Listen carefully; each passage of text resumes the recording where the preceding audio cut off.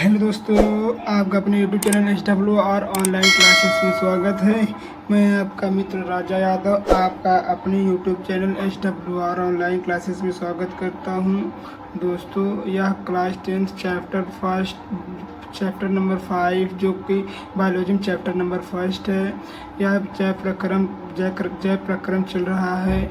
जैसा कि आप जान रहे हैं, टॉपर से चल रही है। दोस्तों यह वीडियो नंबर 4 है दोस्तों, बायोलॉजी पोर्शन का है जो क्लास 10 साइंस में आता है। रुधिर तथा उसके उपयोग, रुधिर तथा उसके कार्य क्या क्या हैं और रुधिर कितने प्रकार के होते हैं, आज हम देखेंगे आज की वीडियो में। ये वीडियो नंबर 4 है दोस्तों, वीडियो नंबर 4 है जो बायोलॉजी पोर्शन में आता है।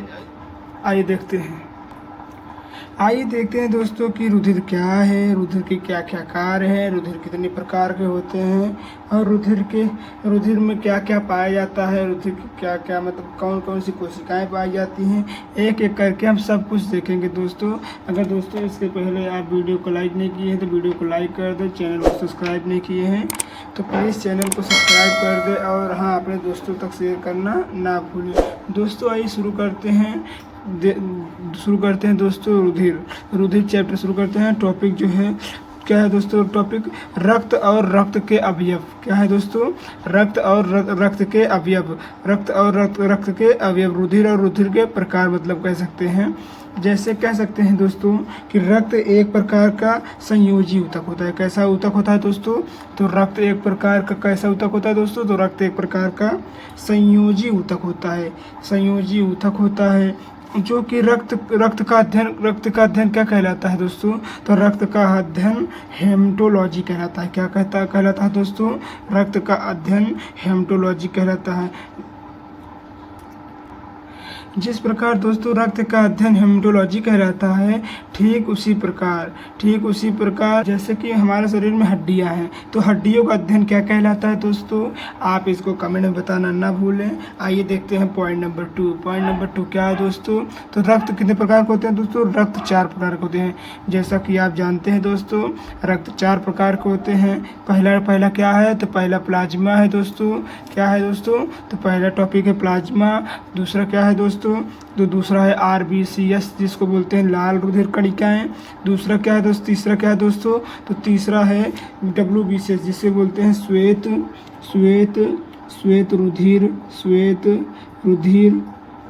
श्वेत रुधिर कणिकाएं। क्या बोलते हैं दोस्तों, तो श्वेत रुधिर कणिकाएं बोलते हैं। श्वेत रुधिर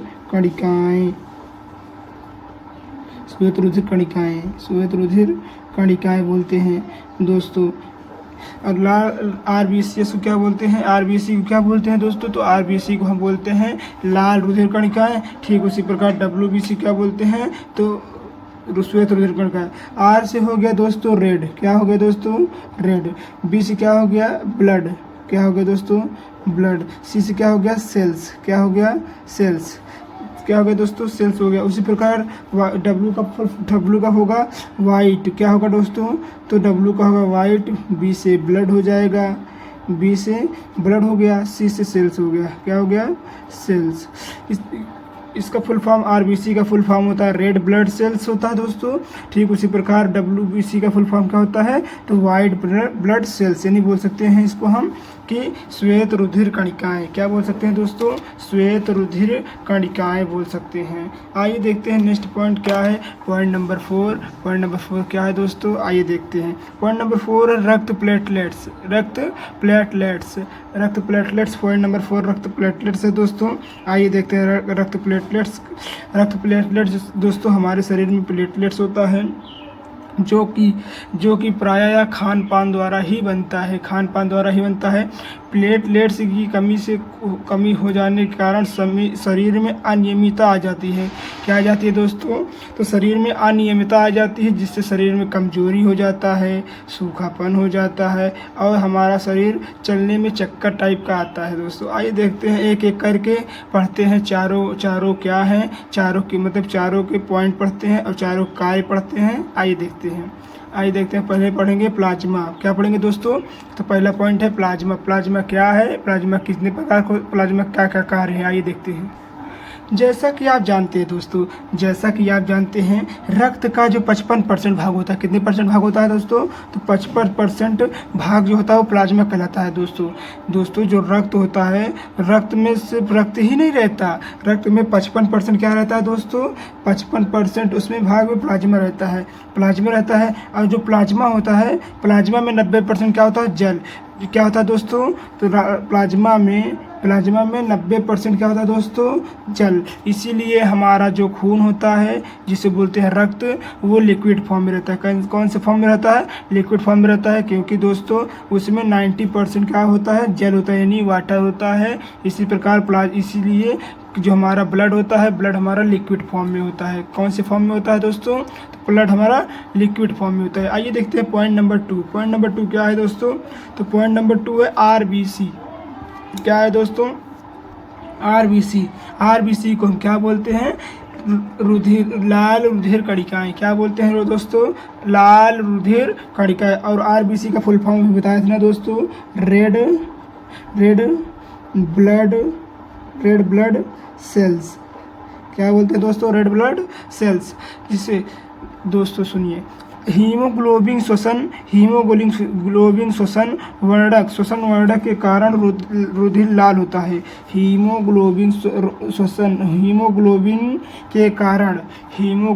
शोषण वर्णक के कारण खून लाल होता है। दोस्तों जैसा कि आप जानते हैं, हमारा रुधिर जो लाल होता है वह किसके कारण होता है दोस्तों? तो हमारा रुधिर जो लाल होता है वह किसके? तो हीमोग्लोबिन के कारण ही हम रुधिर जो RBCS है दोस्तों, दूसरा नंबर RBCS है, तो उसे लाल रुधिर कणिकाएं बोलते हैं। क्या बोलते हैं दोस्तों? लाल रुधिर कणिकाएं।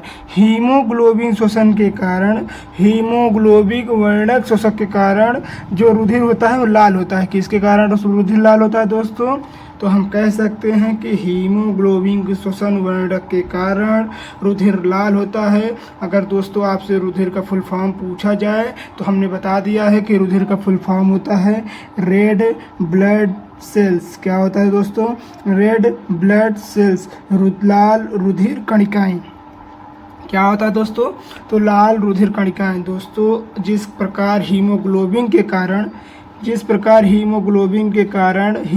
शोषण वर्णक के कारण रुधिर लाल होता है, क्या होता है दोस्तों? रुधिर लाल होता है। ठीक उसी प्रकार हमें आपको कमेंट में बताना है कि किस कारण से पत्ता जो होता है, पत्तियां होती हैं, पेड़ की पत्तियां होती हैं ना, किस कारण से पेड़ की पत्तियां हरी होती हैं। दोस्तों आप इसे कमेंट में बताना ना भूलें। दोस्तों इसके पहले देखते हैं इसके पॉइंट, कितने पॉइंट में इसके कार्य देखते हैं। जो RBC होता है दोस्तों, तो इसका जीवन काल कितना होता है? तो RBC का जीवन काल 120 दिन तक होता है। कितना होता है? तो 120 दिन तक RBC का जीवन काल होता है दोस्तों। RBC का जीवन काल कितने दिन तक होता है दोस्तों? तो RBC का जीवन काल 120 दिन ही होता है। कितने दिन होता है दोस्तों? 120 दिन। 120 दिन कितने महीने होते हैं दोस्तों? कमेंट में बताना ना भूलें। आइए देखते हैं पॉइंट नंबर 2। पॉइंट नंबर 2 क्या है दोस्तों? तो RBC जो है, RBC केंद्रक में उपस्थित नहीं होता है। कहाँ नहीं होता है? तो RBC में केंद्रक नहीं उपस्थित होता है। RBC में केंद्रक नहीं उपस्थित होता है दोस्तों। आइए देखते हैं नेक्स्ट पॉइंट क्या है दोस्तों? आइए देखते हैं नेक्स्ट पॉइंट क्या है। नेक्स्ट पॉइंट है दोस्तों WBC क्या है? तो WBC को हम श्वेत रुधिर कणिका भी कहते हैं। क्या बोलते हैं दोस्तों? श्वेत रुधिर कणिका। दोस्तों WBC का भी फुल फॉर्म बताए थे ना दोस्तों कि WBC का फुल फॉर्म क्या होता है। देखिए W का फुल फॉर्म हो गया, W हो गया वाइट, B से हो गया ब्लड, क्या हो गया दोस्तों? B से हो गया ब्लड, C से हो गया सेल्स। दोस्तों हम आपको इतनी बार पढ़ा देंगे कि आप भूल नहीं पाएंगे, फुल फॉर्म आपको याद ही हो जाएगा। WBC का फुल फॉर्म क्या होता है दोस्तों? अगर कोई पूछ लेगा तो आप बता दीजिएगा। WBC का फुल फॉर्म होता है वाइट ब्लड सेल्स। क्या होता है दोस्तों? White blood cells. उसी प्रकार RBC का फुल फॉर्म क्या होता है दोस्तों? तो RBC का फुल फॉर्म होता है रेड ब्लड सेल्स। आइए देखते हैं WBC क्या है। और इसके कार्य देखते हैं। तो WBC को क्या बोलते हैं दोस्तों? श्वेत रुधिर कणिकाएं। WBC को बोलते हैं श्वेत रुधिर कणिकाएं। WBC श्वेत रुधिर कणिका को बोलते हैं। WBC को हमारे शरीर में सैनिक कोशिका भी कहते हैं दोस्तों। अगर WBC हमारे शरीर से खत्म हो जाए तो जो वायरस से हमारा शरीर प्रतिरक्षा तंत्र लड़ता है, हमारे शरीर के अंदर प्रतिरक्षा तंत्र पाया जाता है दोस्तों।